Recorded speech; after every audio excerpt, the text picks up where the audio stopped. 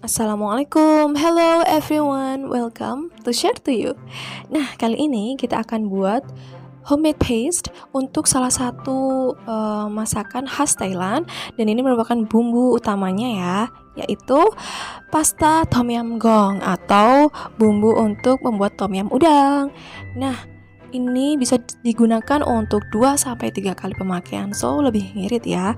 Dan nanti ketika buat tinggal cemplung-cemplung aja sama bahan lainnya. Insya Allah rasanya dari bumbu ini tuh spesial banget dan teman-teman harus banget untuk cobain. Oke, kita lanjut ke bahan dan cara pembuatannya yuk. Ini kita siapkan dulu cabai merah keriting yang kering ya, atau cabai merah besar yang kering, dan cari warnanya yang benar-benar merah terang seperti itu. Kemudian lengkuas, jahe, cabai merah besar,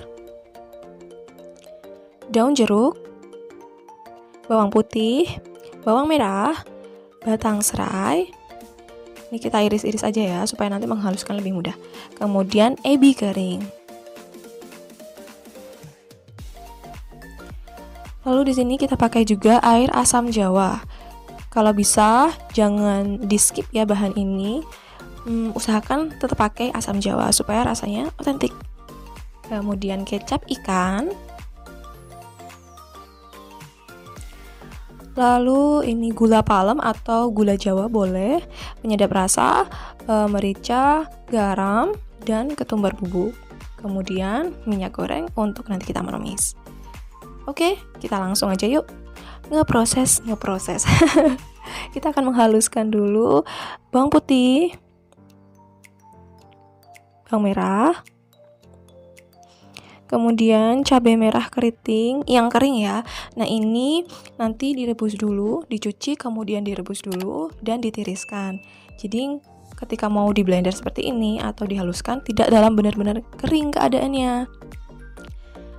Lalu masukkan lengkuas, jahe,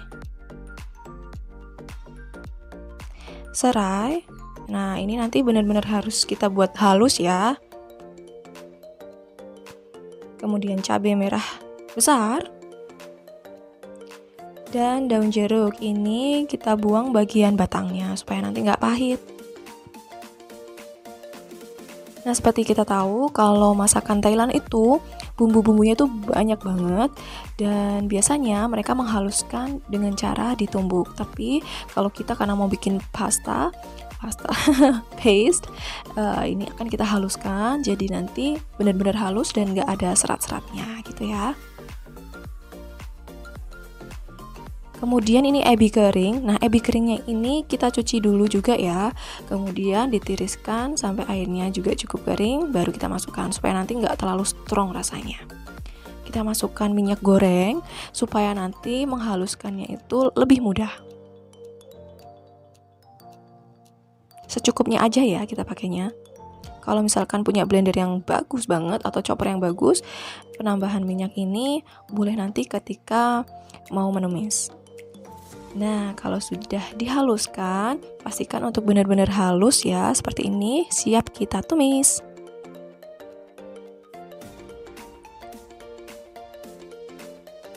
Oke, ini nggak aku tambahkan dengan minyak ya, karena tadi kan sudah menggunakan minyak, jadi supaya nggak terlalu banyak minyak yang dihasilkan nanti. Karena ketika dimasak, nanti minyak-minyak dari bumbu ini pun juga keluar.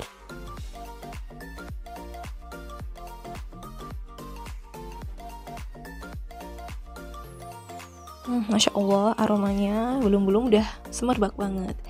Nah, kita masukkan ketumbar,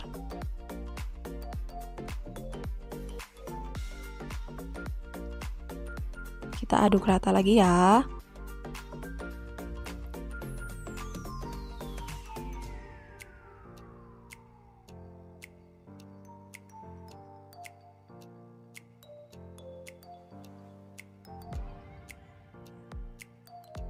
Pastikan nanti bumbunya itu sampai matang dan juga cukup layu tentunya.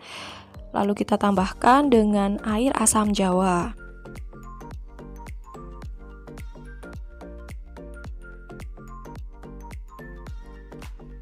bisa nggak sih diganti dengan bahan yang lain seperti cuka atau mungkin jus belimbing gitu. Aku personally belum pernah nyoba ya, tapi nggak ada salahnya juga untuk nyoba itu sebagai salah satu comparison gitu, bisa kita compare apakah benar-benar bisa dijadikan penggantinya. Lalu ini kita tambahkan juga kecap ikan. Teman-teman kalau memang ada dana lebih dan prefer untuk beli kecap ikan yang memang mahal ya, tentu rasanya juga lebih istimewa nanti. Tapi kalau aku karena versi ngiritnya, jadi ini aja tuh udah cukup dan enak gitu. Kita pastikan aduk rata semua sampai benar-benar meresap dan tercampur ke bumbu-bumbunya. Lalu jangan lupa juga kita masukkan merica bubuk. Ini boleh teman-teman pakai gula Jawa atau gula palem ya, karena aku adanya gula palem, jadi kita pakai yang ada aja. Kalau gula pasir gimana? Saran aku untuk tidak pakai gula pasir karena rasanya tentu akan lebih manis banget daripada gula palem seperti ini, dan warnanya tentu tidak signifikan memberikan efek tersendiri gitu. Tapi kalau gula palem pasti membuat warnanya tuh jauh lebih pekat merahnya, jadi lebih cantik. Nah, ini minyaknya sudah mulai keluar ya. Kita akan masak ini sampai nanti dia jadi pasta, seperti pasta. Minyaknya itu sudah berkurang banyak.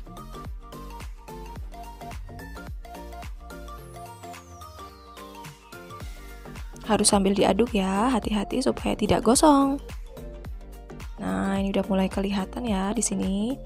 Untuk garam, kemudian ataupun penyedap rasa ya, itu teman-teman bisa tambahkan, bisa juga nggak usah, karena nanti ketika kita pakai bumbu ini di masakan tinggal kita tambahkan dengan garam, kemudian kaldu bubuk, bisa kaldu jamur, kaldu ayam, kaldu sapi, dan lain sebagainya ya.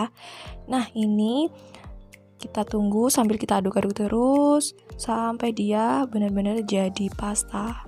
Mohon maaf, selalu ngomongnya pasta, paste, atau dia tuh konsistensinya kental gitu, nggak banyak minyaknya. Warnanya udah kayak gochujang ya, hampir mirip gochujang, tapi memang warna merahnya itu nggak semerah gochujang sih. Nah, insya Allah nanti setelahnya kita akan bikin gochujang versi halalnya. Oke, ini kalau sudah kita siapkan botol kaca ya. Teman-teman, kalau misalkan adanya botol plastik, nanti pastikan untuk bumbu ini sampai dingin dulu, baru kita masukkan. Tapi kalau ada botol kaca seperti ini, boleh kita masukkan dan menutupnya tetap nanti ketika sudah dia dingin ya. Jadi nanti nggak banyak uap air yang mengendap dan akhirnya masuk ke bumbunya. Kenapa seperti ini? Nanti supaya bumbu ini awet, bisa sampai 1 bulan. Tapi saran tetap nggak usah terlalu lama ya ketika kita sudah membuat paste seperti ini. Nah, sudah jadi, cepat banget kan prosesnya, dan bahannya juga insya Allah familiar banget, mudah banget dicari, dan kita akan siap untuk bikin menu dari Thailand. Oke, semoga bermanfaat. Terima kasih banyak udah nonton video ini sampai habis. See you in my next video. Assalamualaikum.